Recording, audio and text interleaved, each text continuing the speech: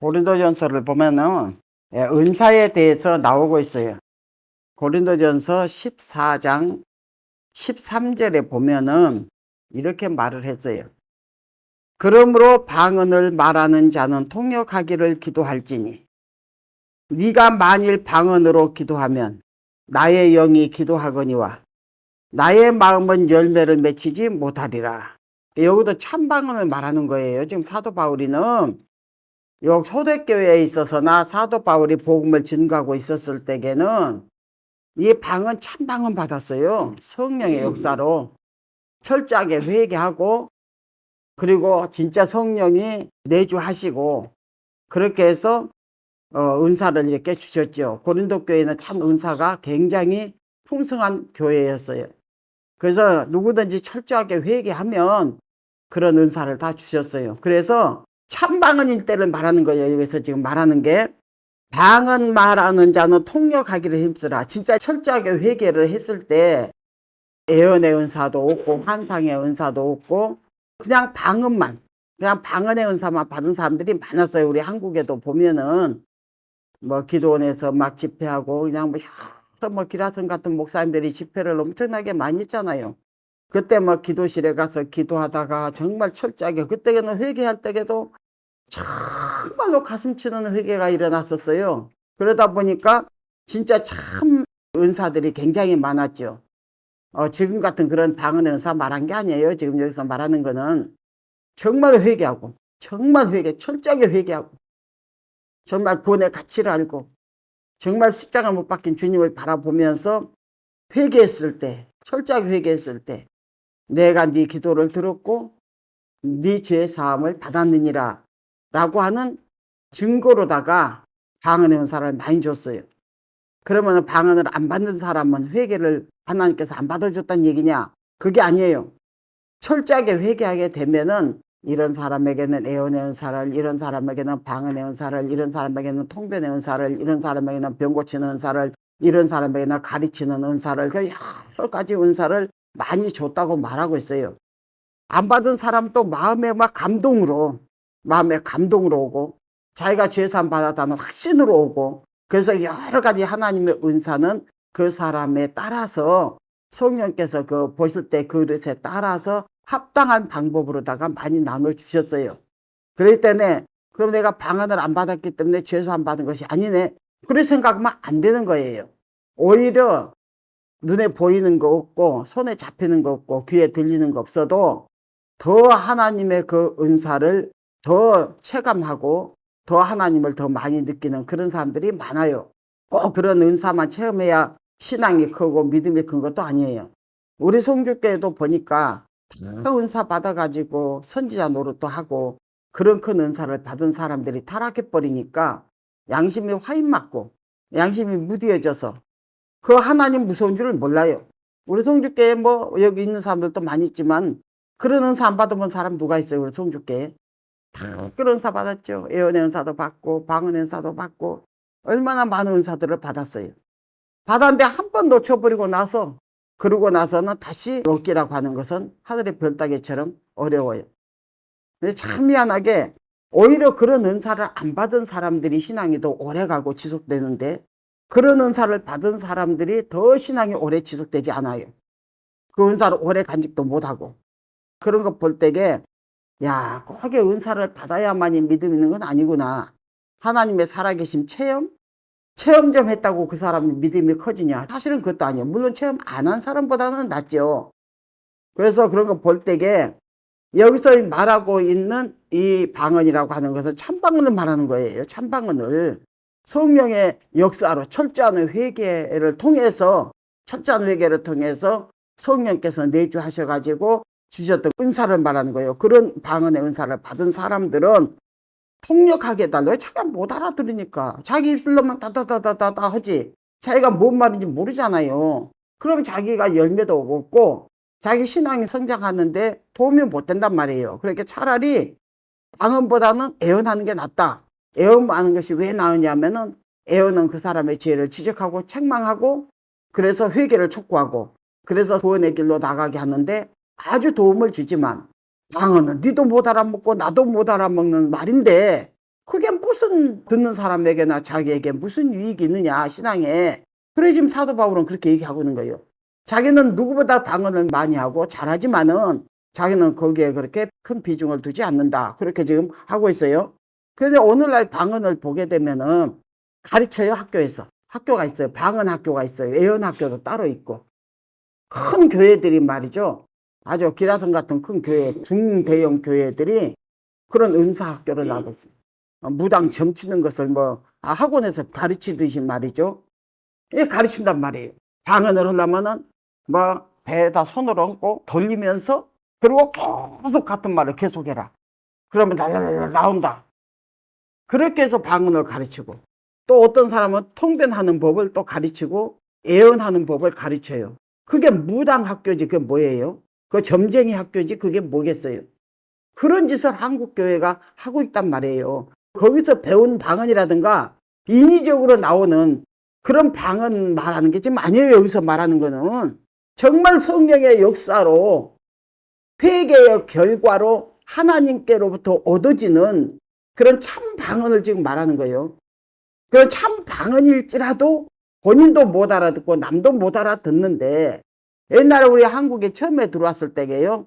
은사 받으려고 환장을 했을 때였죠. 대표 기도를 시키잖아요. 주일낮에 대표 기도를 시키면은 그 대표 기도 하는 사람 방언을 해요. 처음부터 방언으로 끝까지 방언으로.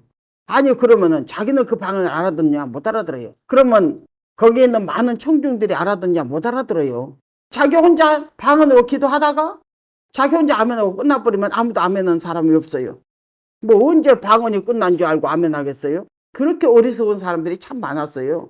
그건 뭐냐? 나는 이렇게 방언을 받는다, 방언에서 받았다. 자기 자랑이죠, 그게. 자기 과시형이죠. 자기 과시형으로 그렇게 막 방언을 많이 하고 그랬어요. 지금도 말이죠. 이 방언의 역사가 참 희한해요. 방언을 안 하게 되면은 무슨 그 사람이 신령하지도 않는 것처럼 취급이 되는지, 꼭 방언을 받아야 자기도 하나님이 사랑하고 있다는 증거가 되는지, 구원받았다고 하는 증거가 되는지, 방언을 받았다고 해야만이 꼭 자기도 은사 하나 받은 것 같아갖고 좀 우쭐해지는지, 딴 사람한테 좀 뒤지지 않다는 생각이 드는지, 인위적으로 하는 방언은 얼마나 듣기 싫은지 몰라요. 왜 그냥 사탄의 주문이거든요.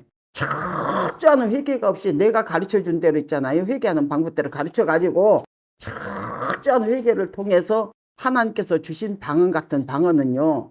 사람마다 다 방언이 달라요. 소리가 달라요. 그런데도 그 방언 소리가 참 듣기 좋고요. 굉장히 은혜가 돼요. 그런데 그 철저한 회개를 통해서 얻어지지 않는 방언들.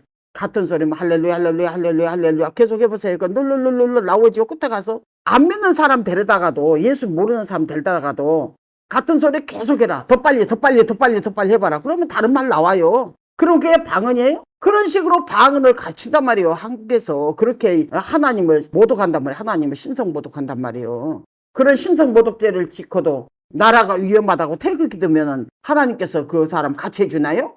그 사람 나와서 기도한다고 하나님 들어줘요? 그런 방언은 좀 속된 말로 하나님도 못 알아들을 거예요. 사람이 만들어낸 방언 그거 글씨로 쓸 수 있어요. 그거 대화가 될 수가 있어요. 왜 방언을 가르치냐고 왜 방언을. 예언을 또 왜 가르쳐 예언을 왜 가르쳐. 또 상담도 가르치면서 이렇게 말할 때는 이렇게 대답하라. 이렇게 말할 때는 이렇게 대답하라. 또 상담학도 배워요. 이거는 완전 이거 교회가 아니에요. 아니 왜 방언을 배워요? 방언을. 왜 하나님의 은사를 도둑질을 해요? 그 절도요 강도예요. 양의 문을 통하지 않고 들어가는 것들은 다 절도와 강도라고 했어요.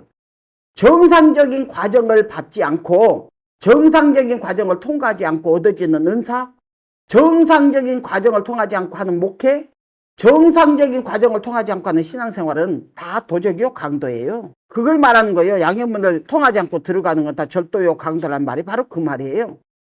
왜 과정을 무시해? 왜 절차를 무시하고 순서를 무시하고 정상적인 법 절차를 밟아서 성경대로 회개하고 성경대로 은사도 받고 성경대로 목회도 하고 성경대로 해야죠. 성경대로 신앙생활 해야죠. 그래야 하나님께서 그 사람과 같이 할 거 아니에요. 왜 도둑질해요? 큰 교회에서 말이죠. 은사학교가 따로 있다니까 은사학교가. 그거 배워서 될 일이에요 그게? 이 세상 역사라든가 영어라든가 의학 같은 거 수학 같은 거는 배워야 알게 되겠죠. 근데 하나님께서 주시는 성령의 은사를 배워요 사람이? 그 누가 가르쳐요? 누가 가르칠 자격이 있어요? 그 은사를 누가 가르칠 자격이 있어요? 지가 하나님이에요. 지가 성령님이에요. 성령님도 안 가르쳐요. 성령이 임하셔서 입을 지장하셔서 성령께서 대표로 기도해 준 거죠. 그 영혼을 위해서. 근데 어떻게 사람이 방언을 갖추고 예언을 갖추고 그렇게 하느냐고요.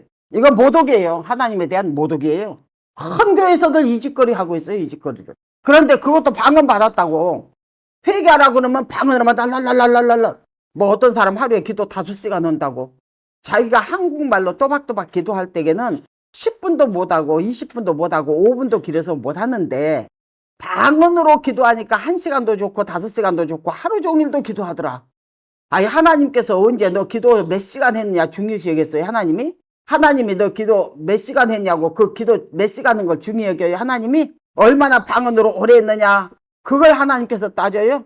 하나님을 몰라도 한참 모르는 사람들이 그 하는 짓거리들이에요 그게.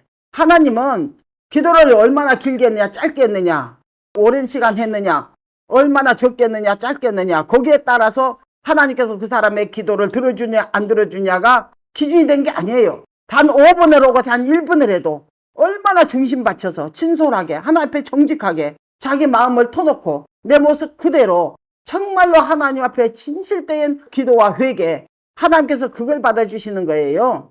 찬송가 성가대 왜 필요 없는 줄 아세요? 하나님께서 언제 내 찬송이니까 나에게 영광 돌리는 찬송이니까 너희들 목소리가 천상의 소리처럼 아름다워야 돼. 천사 소리처럼 아름다워야 돼. 그렇지 않으면 돼지 목단 소리 같은 소리 오게 되면 나 그 찬송 안 받을 거예요. 언제 하나님이 그랬어요? 어디 성경에 그것이 있어요? 목소리 좀 아름답다고 나와갖고 아름다운 가운 입고 나와서 찬송 부르고 그러고 나서 모든 사람들이 박수갈채 받고 자기 영광 드러내고 하나님 영광 다 가르치고 그 하나님께서 기뻐하시는 그 성가대 일이에요? 하나님은 그런 하나님 아니에요. 역대기 상하나 그때 보게 되면은 거기에도 성가대가 있어요. 있는데 이런 성가대가 아니에요. 지금 하고 있는 그런 성가대가 아니라고요. 레위 민족들은 세상 직업을 하나님이 허락하지 않았어요. 그래서 이스라엘 민족이 낸 11조를 가지고 성전에서 살면서 성전 일을 돕는 거예요. 그런 사람들 가운데서 성가대가 조직됐는데 조직될 때도 개나지나 의중이 뜨중이 모여서 성가대가 된 게 아니라 정말로 신앙으로서 정말 하나님을 간절히 사모하고 바라보고 구원의 가치를 알고 하나님 무서운 줄 아는 그런 사람들이 구성돼 가지고 성가대가 조직이 됐어요. 그 사람들은 세상 직업을 안 가지고 있어요.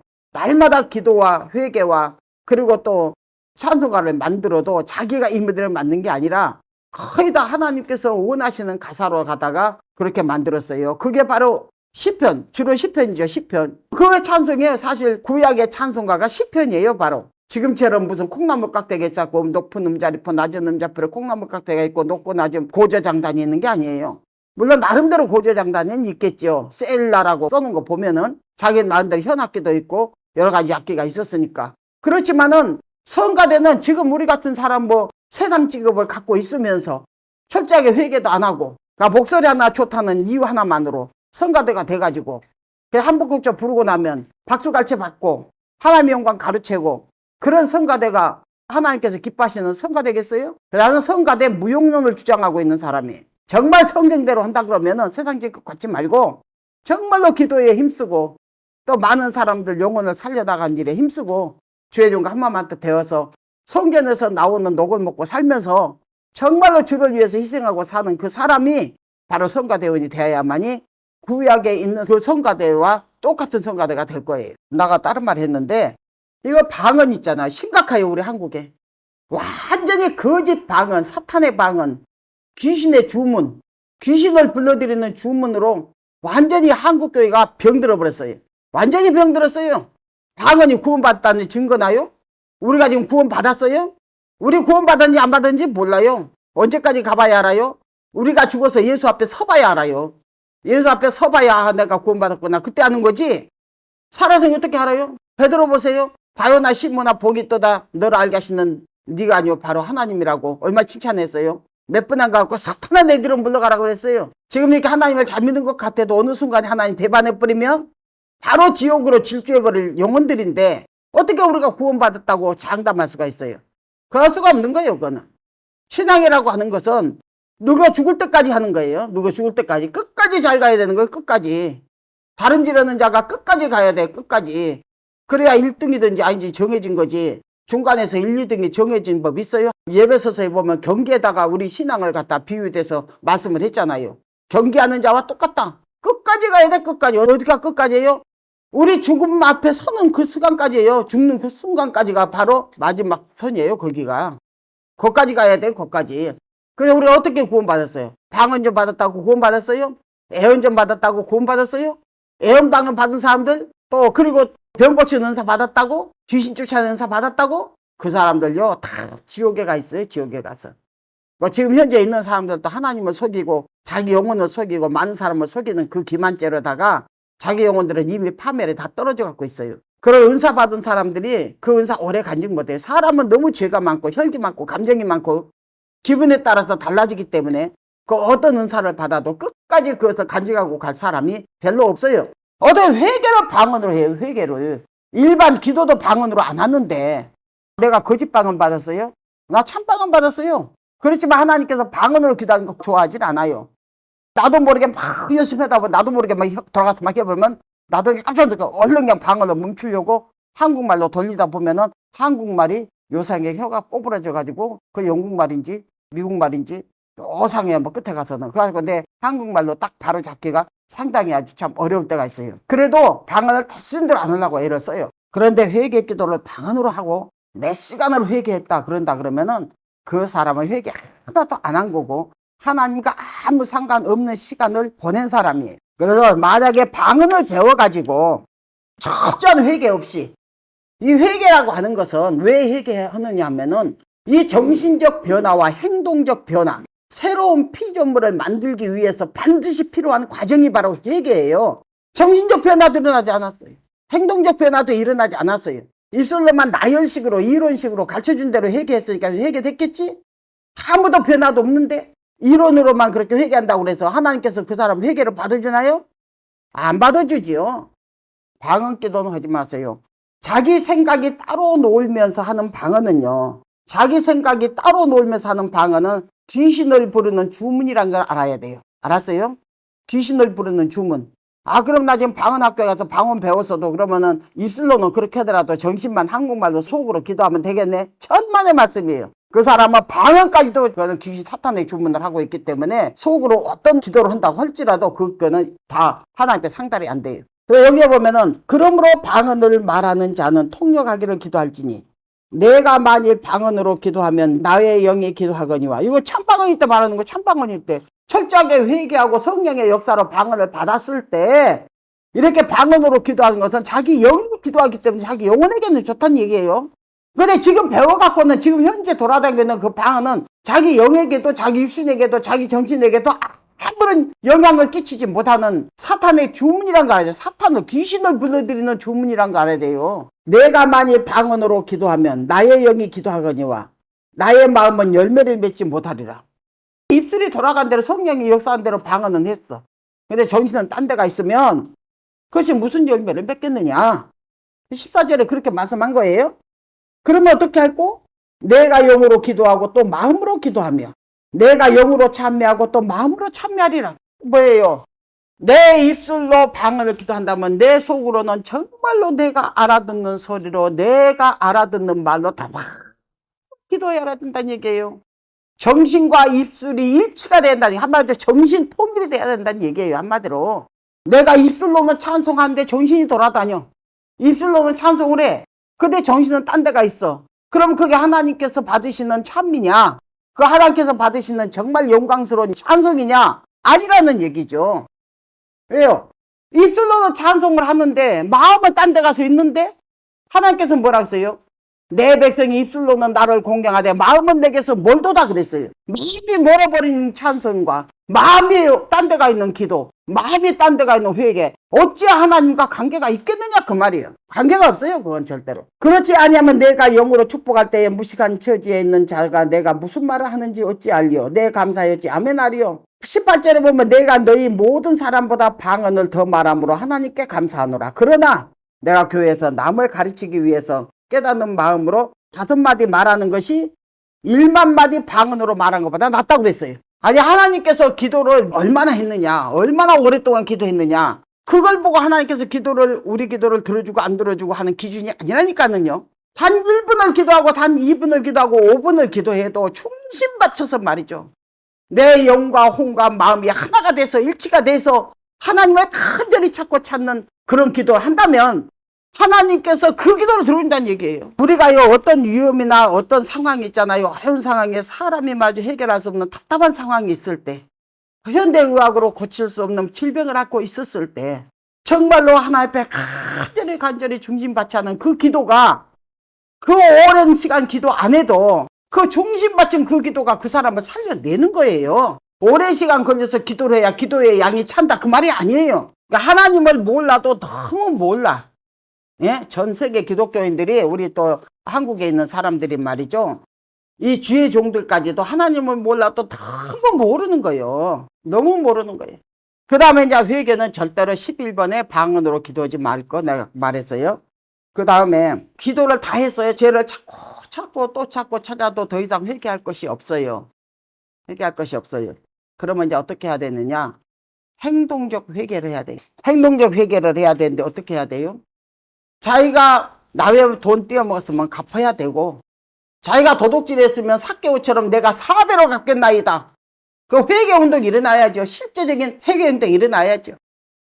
며느리가 시어머니한테 잘못했으면 시어머니한테 가서 무릎 꿇고 빌고, 시어머니가 며느리한테 잘못했으면 며느리한테 빌고, 아내가 남편한테 잘못했으면 잘못했다고 빌고, 남편이 아내에게 잘못했으면 아내 가서 빌고, 이웃에게 잘못했으면 가서 빌고, 서로 섭섭한 감정, 묵은 감정, 원한 맺힌 거 있으면 서로 가서 풀고 내가 잘못했다고 자기 죄를 인정하면서 해야 될 거 아니에요. 그런 행동적 회개가 일어나지 아니하고 그냥 내가 시킨 대로 앉아서 나열식 회개, 입술로만의 회개했다면 그 사람은 50% 회개밖에 안 된 거고, 그 하나님께서 그 사람을 갖다가 죄를 용서해 준다는 것은 어벌성설이에요. 행동적 회개가 반드시 따라야 돼요. 행동적 회개가. 하나님은 무슨 소리를 듣든지 무슨 죄의 현장을 보든지 나팔을 안 불잖아. 하나님은. 인간들은 저 사람 어디 가서 무슨 죄 지금 내가 봤다, 저 사람 나쁜 내가 봤어, 나팔을 불지만 하나님 안 불어요. 그러니까 하나님은 말이 없거든요. 그래 하나님 앞에 나와서 내가 이런 죄 지었습니다, 저런 죄 지었습니다 하는 건 자기 자존심도 안 상하고, 참 죄 회개 그걸로만 죄 끝나면 회개하기 쉽지요. 근데 어떤 회개가 어려우냐? 행동적 회개가 어려운 거거든요. 그때는 정말로 하나님 앞에 철저하게 회개고 그 죄를 다시 짓지 않아야 되겠다고 정말로 하나님 앞에 중심받지 않은 사람들은 그런 자존심 없지요. 내 영혼이 더 중요하지. 내가 다른 사람한테 가서 자존심 상하게끔 회개한다고 그래서 내가 뭘 나쁘냐. 그런 사람은 행동적 회개가 쉽겠지요. 아직도 자존심 못 내려놓은 사람, 아직도 자아가 덜 깨진 사람들은 그 회개를 안 하려고 그러죠. 그냥 하나님 앞에만 나와서 이런 죄 지었습니다, 이런 죄 지었습니다 하고 회개하고 말해버려. 그런 회개 얼마나 좋아요. 뭐 하나님께서 어디 가서 뭐 내 죄를 누설하나요? 내 죄를 고발하나요? 안 하잖아요. 그런 회개 얼마나 하기 쉬워요. 근데 본인한테 직접 가서 회개해야 된다는 거, 그거 어려우니까 그 회개를 안 하려고 그러는, 그것이 바로 좁고 협착한 길이에요. 좁은 문이에요. 그게 입술로 회개도 쉽지만은 그 쉬운 회개도 안 하려고 그래요. 근데 더 어려운 회개는 행동적 회개를 해야 된다. 삭개오가 그랬어요. 내가 네 것을 도둑질하면 내가 4배로 갚겠나이다. 예수님께서 뭐라 했어요? 구원이 바로 이 집에 이르렀다고 그랬어요. 행동적 회개가 일어날 때 구원이 이르는 거지. 구원의 희망이 보이는 거지. 행동적 회개가 일어나지 않으면은요, 그 사람 구원의 희망 보이지 않는 거예요. 그 사람은 저 상대방 때문에 가슴이 아파가지고 상처를 입어가지고 온 정신과 마음이 만신창이가 돼갖고 있는데, 자기는 하나님께만 회개하고 말았다. 난 회개했으니까 괜찮아. 저 사람의 상처를 입든지 말든지, 저 사람이 뭐 마음에 깊은 상처를 받아서 죽든지 말든지 나하고 무슨 상관이 있어. 난 하나님께 회개하면 되는데, 그거는 회개가 아닌 거예요. 그거 회개가 아니에요. 회개라는 것은 행동적 회개까지 해야 된다는 것을 하나님께서 강조하신 이유가 있어요. 그게 뭐냐? 회개라는 것은 치료를 목적으로 하거든요. 치료. 네가 그 사람한테 상처를 입혔으니까 네가 그 상처를 치료해 주라는 얘기예요. 그게 바로 회개예요. 그게 바로 회개. 그 사람은 너 때문에 마음의 상처를 얼마나 많이 받았는데, 그래서 네 목소리만 들어도 싫고 네 뒷모습만 봐도 싫어. 얼마나 많은 상처를 받았던지. 그런데 너는 하나님 앞에 나와서 회개하고 재산 받았다고, 네 구원 얻었네, 나 구원 얻네, 우리 구원 얻었다고 그래가면서 하나님 앞에 회개해서 기쁘다고 재산 받았다고? 웃기는 소리를. 그 상처받은 사람이 그 사람을 진심으로 축복해 주기까지는 그 사람 용서받은 사람 아니에요. 이 욥은 말이죠. 아무 죄가 없이, 물론 하나님께서 볼 때는 천사라도 죄라고 그랬어요. 천사라도 하나님께서 깨끗이 않다고 말한다고 그랬어요. 그런데 하물며 욥이 깨끗하다고 자기를 의롭다고 했을 때 하나님께서 욥을 의롭게 보겠어요? 그렇지만 인간 대 인간으로 볼 때, 인간과의 관계 속에서 볼 때 욥은 그만한 형벌을 받을 만한 죄를 진 적도 없고 그렇게 큰 죄를 지은 것이 없어요. 하나님께서는 볼 때에 의인은 없나니 하나도 없으며 선을 행한 자 없나니 하나도 없다 했기 때문에, 그럼 물론 욥도 죄인이지요. 하나님께서 볼 때 막 별로 그렇게 하나님 기준에 딱 맞게 깨끗한 의인은 아니지만 인간 대 인간으로 보자 그거예요. 인간 대 인간으로. 빌닷과 뭐 수아 사람 뭐 친구 3명이 오잖아요. 친구 3명하고 그 다음에 욥과의 관계만 보자 그거예요. 그렇게 했을 때는 욥은 죄가 없다는 얘기죠. 하나님 눈으로 욥을 봤을 때는 진정한 의인은 아닐지라도 뭔가 부족한 의인이라고 할지라도 이 3사람과 4사람이 논쟁하는 가운데서 볼 때에는 정말로 이 욥은 죄가 없었다는 얘기예요. 인간 대 인간 속에서 볼 때에 죄가 없는 사람이란 얘기예요. 그럼에도 불구하고 죄인으로 몰아서 따귀를 치고 욕을 하고 폭언을 하고, 얼마나 욥을, 그 상처받은 욥을, 설마 욥이 그런 죄가 있어도 하나님께서 욥기서의 그 주제가 바로 그거예요. 설마 사람이 자기 죄로 인해 가지고 그런 벌을 받고 그런 형벌을 받고 그런 어려운 상황에 놓였다 할지라도 같은 죄인들끼리는 서로 불쌍히 여기고 서로 사랑하고 이해하고 용서하고 불쌍히 여기며 위로하고 격려하는 것이 바로 누구들의 도리가 아니냐. 너희들하고 온전하겠느냐. 너희들도 죄가 차면 저렇게 된다는 얘기예요. 그래서 악인이 징벌을 받을 때 아하 박수치며 기뻐하는 자 내가 기쁘지 않는다고 하나님께서 말씀을 하신 거예요. 욥 기사의 주제가 그거예요. 설마 욥이 자기 죄로 인해서 그런 하나님의 형벌을 받아가지고 징벌을 받고 심판을 받아서 그런 어려운 고난을 받다 할지라도 같은 인간으로서 같은 죄인으로서 너희들끼리는 서로 불쌍히 여기며 사랑하고 격려하고 위로해야 되는 것이 마땅치 아니하냐. 그런데 그 너희들에 비하면 죄도 없는 사람이 그런 일을 당했을는데도 불구하고 너희들은 죄와 그 하나님의 심판은 정비례 된다. 네가 그만큼 죄를 지었기 때문에 그만큼 큰 심판을 받아서 괴로운 고통을 당한 것이 아니냐. 그렇게 막 몰아가면서 아니다 나는 그런 죄 지은 적 없다 그러니까 자기의 주장을 내세우지를 못하니까 성질나고 분하니까 혈기대로 감정대로 기분대로 나가면서 욥을 때리고 그 상처를 주고 했단 말이에요. 하나님께서 욥에게 폭풍 가운데 나타나지요. 나타나가지고 욥에게 말씀하시고 나서 그 3사람에게 책망을 하죠. 내가 들어봤을 때 욥의 말이 정당했다. 너희들 말은 정당하고 너희들 말은 진리처럼 말이지만 욥만큼 정당하지 못했다. 같은 죄인들끼리는 불쌍히 여기고 사랑하고 이해하고 용서하고 불쌍히 여기는 것이 마땅하거늘 어찌해서 너희들은 행동을 그때그로 했느냐 그예요. 그렇기 때문에 너희들은 예물을 가지고 가서 번제 수양이나 수염소를 욥에게 가져가서 잘못을 철저하게 빌어라. 빌고 그것을 받아서 너희들이 번제를 드리면 내가 너희 죄를 용서하겠다고 욥기 42장 7절에서 9절까지 말씀을 하고 있잖아요. 그 왜 욥에게 가라 했을까요? 너희가 욥에게 얼마나 많은 상처를 줬느냐. 그렇지 않도 괴로운 사람을 얼마나 더 괴롭겠느냐. 그 욥의 말을 들어보면 자살하게 모르고 싶을 정도의 그 괴로움을 겪고 있어요. 그 욥의 3 친구들 때문에 더 괴로움을 겪고 있어요. 얼마나 마음의 상처를 많이 받았어요. 너희가 욥에게 마음의 상처를 주었으니 너희가 욥의 마음의 상처를 치료해 주는 것이 마땅치 아니하냐. 그러니 욥에게 가서 빌어라.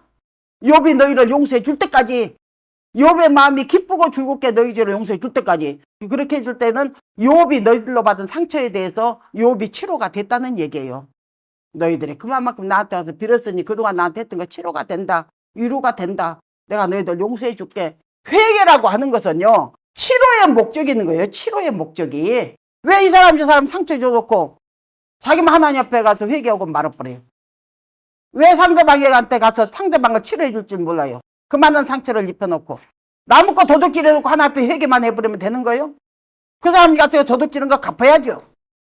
나무 돈 띄어먹고 어려운 사람 돈 띄어먹고 돈 있는 사람 편에 서가지고 가난한 사람들을 죄로 몰아가서 거짓 증인 서놓고 그렇게 마음에 상처를 입혀놓고 자기는만 회개하면 된다고요?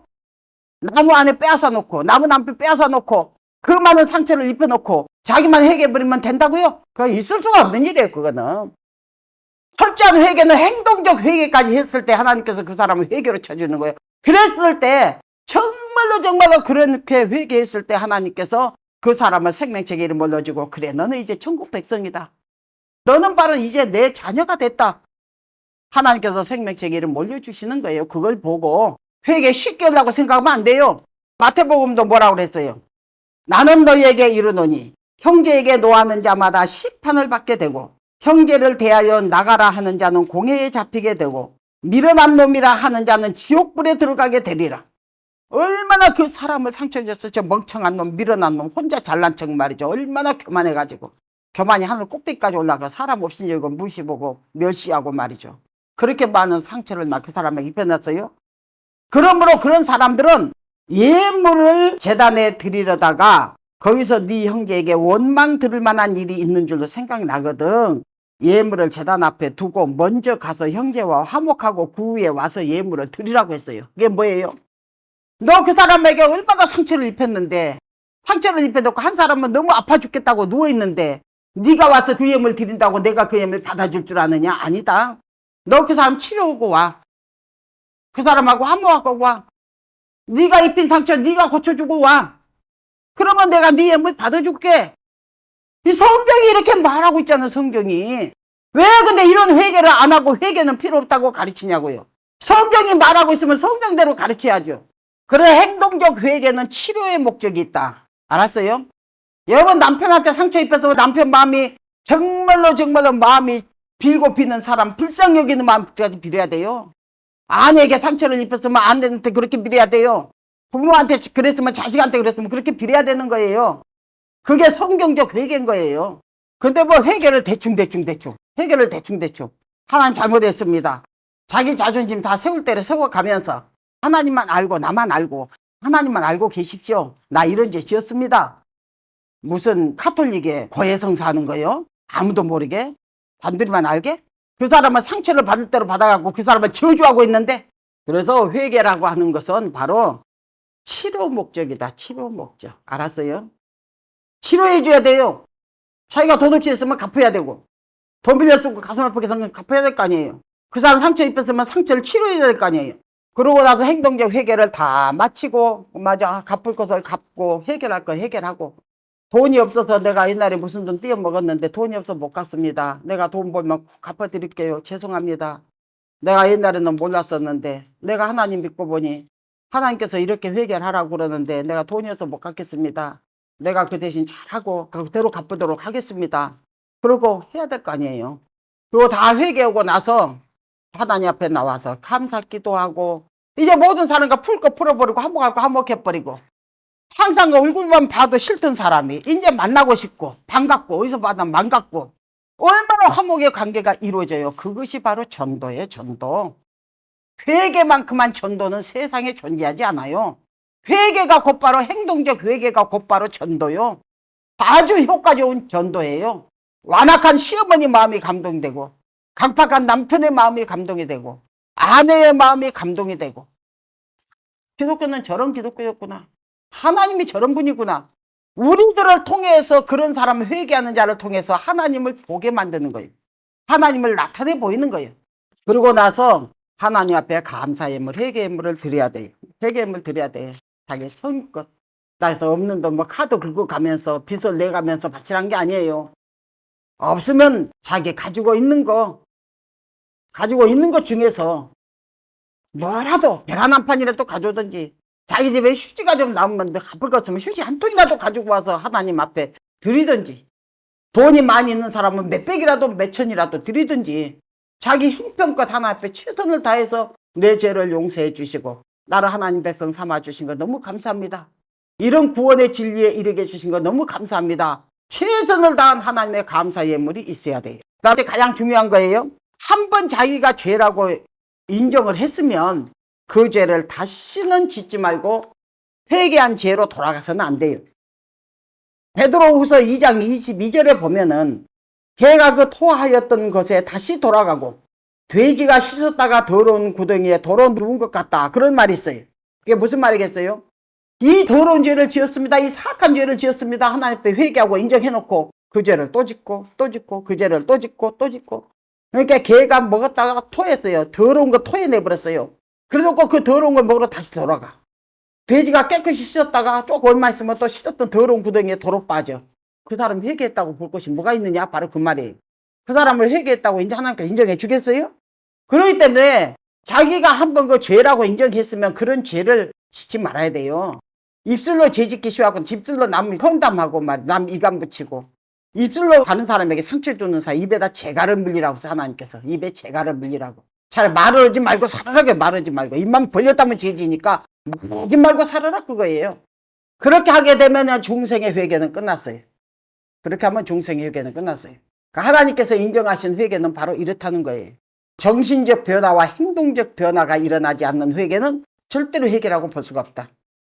이 과정을 통하지 않고 받은 은사는 참 은사라고 성령의 역사라고 절대로 인정해주면 안 된다.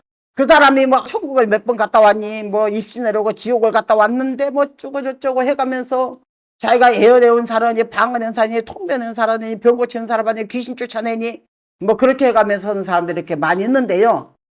그 사람의 그 은사의 출처를 알아보려면 그 은사의 출처, 그 은사의 출처가 바로 어디로부터 왔느냐, 과연 성령으로부터 왔느냐 악령으로부터 왔느냐, 그거 아는데 기준 하나밖에 없어요.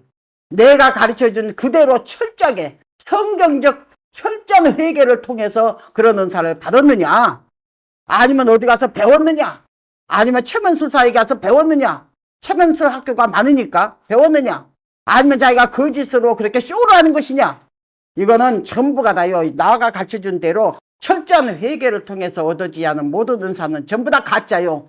전부 다 그 출처가 귀신으로부터 왔다는 걸 알아야 돼. 근데 오늘날 많은 은사들의 출처가 거진 다 귀신으로부터 왔어요. 왜 그러느냐? 행동적 변화가 없어요. 그런 많은 은사를 행하면서도 행동적 변화가 없어.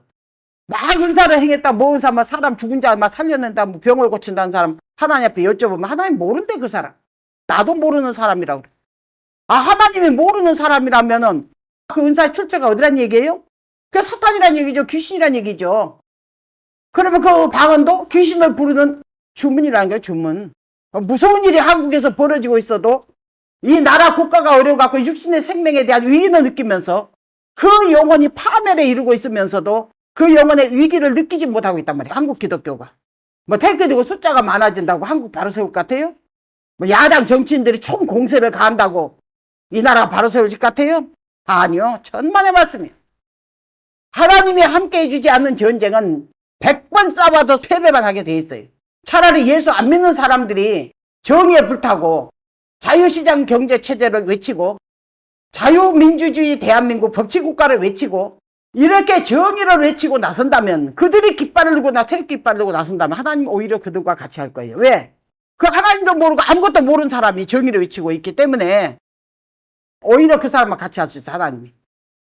그런데 기독교인은 타락할 대로 타락해갖고 하나님 가슴에 못을 날마다 하나님 가슴에 못을 찰캉찰캉 박아대고 하나님 가슴에 비수를 꽂아대고 하나님 눈에 피눈물이 나게 하나님을 날마다 배신하고 하나님 신성모독죄를 범하고 하나님 가슴을 그렇게 아프게 한 것들이 태극기 들고 나와서 자기 육신의 생명 위기에 처했다고 태극기 들고 나서면 하나님께서 과연 같이 해줄까요?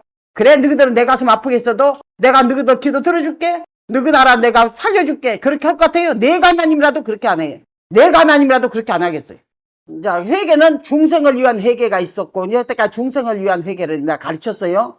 그 다음에 이제 두 번째는 성화를 위한 회개인데, 성화를 위한 회개는 뭐냐 하면은 이제 한번 생명책 이름 올라가서 하나님 자녀가 됐지요. 그러면은 자기의 위치와 신분이 달라졌단 말이에요. 마귀의 자식에서 하나님의 자식으로, 지옥의 백성에서 천국의 백성으로 위치와 신분이 달라졌어요. 그러면 그 위치와 신분을 유지해 나가기 위해서는 날마다 지은 죄로 회개하면서 그 즉시 회개하고, 죄 지은 현장에서 회개하고, 죄 지은 현장에서 회개하고, 늘 회개하고 기도하고 늘 씻고 닦고 해가면서 그걸 바로 성화를 위한 회개라는 거예요. 위치와 신분을 유지해 나가기 위해서 그것을 지키기 위한 회개를 말하는 거예요. 그래서 요한복음 13장 1절에 보면은 6월절 전에 예수님께서 세상을 떠나신 것을 알고 큰 대야에다 물을 받아가지고 12제자에게 한 사람에게 허리에다 수건을 두르시고 한 사람 발을 씻겨주죠. 베드로에게까지 왔죠. 베드로가 주여, 주께서 내 발을 절대 못 씻길 것입니다. 근데 예수님께서 뭐라 그랬어요? 내가 네 발을 씻겨주지 않으면 너와 나와 상관이 없느니라. 상관이 없다는 건 뭐예요? 넌 지옥 백성이란 얘기죠. 예수님께서 베드로의 발을 씻겨주지 않으면 누가 씻겨주겠어요? 예를 들어 말하자면 그 의미가 뭐냐면은 너희들의 죄를 하나님이 내가 사해주지 않으면 누가 네 죄를 사해주겠느냐? 네가 나로부터 죄사함 받지 않는다면 너하고 나하고는 아무 상관이 없다. 바로 그런 말이거든요. 그러면 내 발뿐 아니라 내 모욕까지 시켜주시오. 베드로가 말이죠. 내가 너에게 발 씻기지 않으면 너와 나 상관없다 그러니까. 그래요? 그럼 나 모욕까지 시켜주시오. 하나님께서 뭐라고 그랬어요? 이미 모욕한 자는 발밖에 씻을 필요가 없다. 이미 모욕했다는 건 뭐예요? 중생의 회개했다는 얘기예요.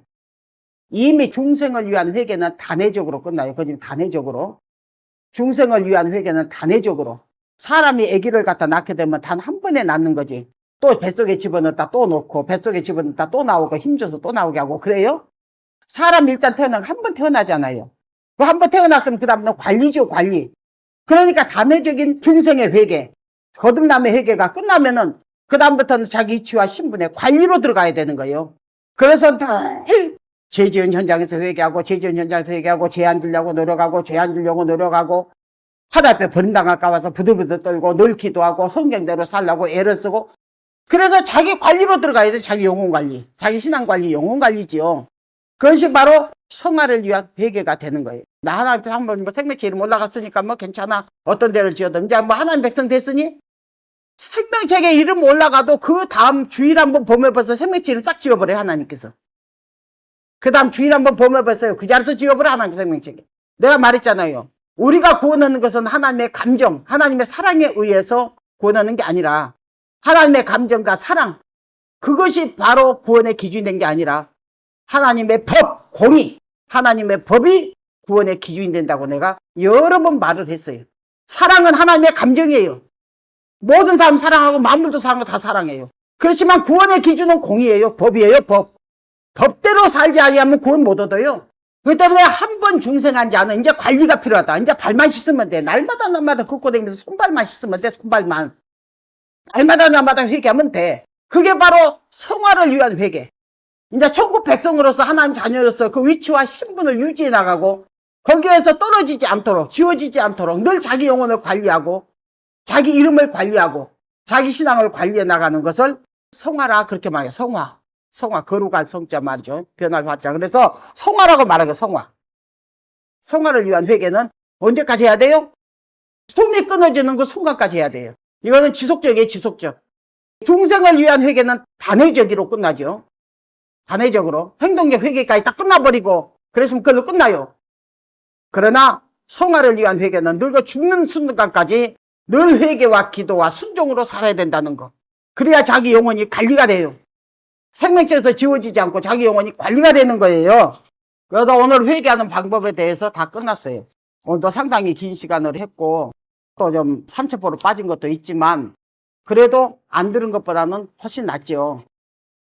이거 이렇게 회개를 우리 대한민국이 가르친다면 김영삼이 같은 사람이 나왔겠으며 이명박 같은 사람이 나왔겠어요?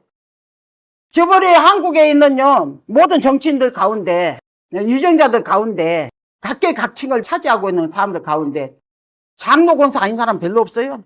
예수 안 믿고 하나님 모르는 사람 없어요. 다 하나님을 알고 다 예수 믿는 사람들이에요.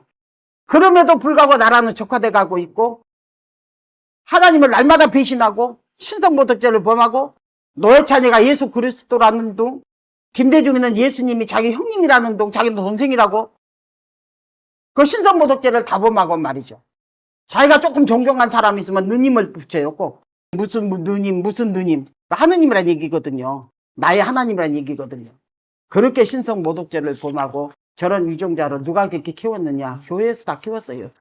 이렇게 철저하게 회개하고 하나님의 뜻대로 사는 사람, 그 사람의 사회적인 권력이 있든지 없든지 돈이 있든지 없든지 많이 배웠든지 못 배웠든지 그 인물이 잘났든지 몰랐든지 늙었든지 젊었든지 하나님의 기준에 맞는 사람, 하나님께서 원하신 사람을 장로로 세우고 일꾼으로 뽑아 세웠다면 그 이명박 같은 사람, 김영삼 같은 사람이 나왔겠냐고요.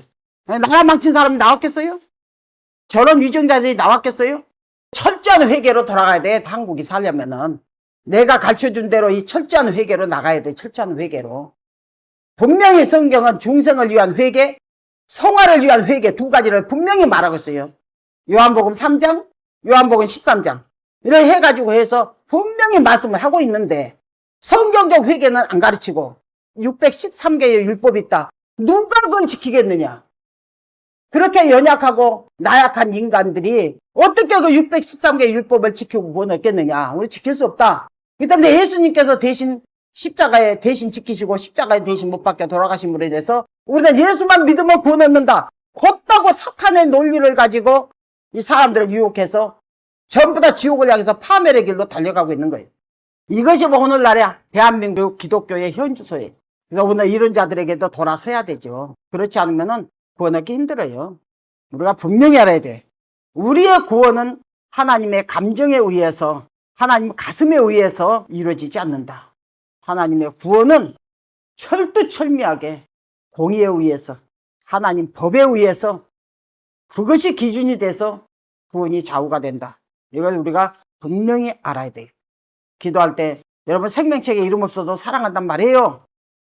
안 믿는 사람, 예수 안 믿어도 부모에게 효도한 사람, 예수 안 믿어도 정직한 사람, 예수 안 믿어도 성실하게 이런 사람 기도해보세요. 하나님 사랑한다고 그래요. 그러나 사랑이란 건 하나님의 감정이에요. 그렇지만 구원하고는 상관없는 거예요.